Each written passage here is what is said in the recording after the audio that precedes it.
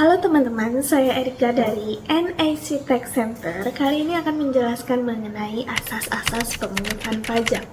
Dalam pemungutan pajak, institusi pemungut pajak hendaknya memperhatikan berbagai faktor yang selanjutnya dikenal sebagai asas pemungutan pajak.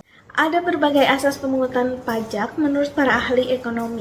Pemungutan pajak yang dilakukan oleh negara harus sesuai dengan kemampuan dan penghasilan wajib pajak. Negara tidak boleh bertindak diskriminatif terhadap wajib pajak. Semua pemungutan pajak harus berdasarkan undang-undang sehingga bagi yang melanggar akan dapat dikenai sanksi hukum.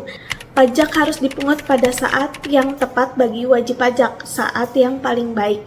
Misalnya, di saat wajib pajak baru menerima penghasilan atau di saat wajib pajak menerima hadiah. Biaya pemungutan pajak diusahakan sehemat mungkin. Jangan sampai terjadi biaya pemungutan pajak lebih besar dari hasil pemungutan pajak. Yang pertama ada asas daya pikul. Besar kecilnya pajak yang dipungut harus berdasarkan besar kecilnya penghasilan wajib pajak. Semakin tinggi penghasilan, maka semakin tinggi pajak yang dibebankan. Yang kedua ada asas manfaat.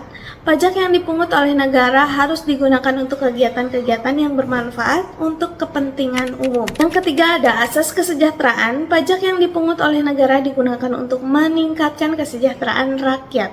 Yang keempat ada asas kesamaan.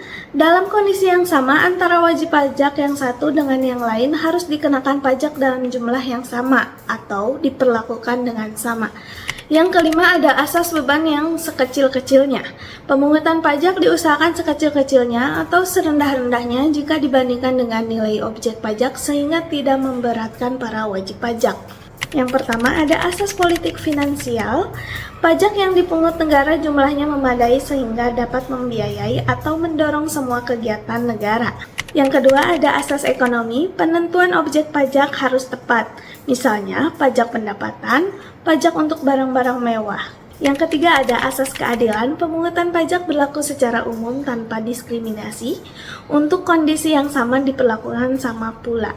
Yang keempat ada asas administrasi, menyangkut masalah kepastian perpajakan, kapan dan di mana harus membayar pajak, keluasan penagihan, bagaimana cara membayarnya, dan besarnya biaya pajak. Yang kelima ada asas yuridis, segala pungutan pajak harus berdasarkan undang-undang.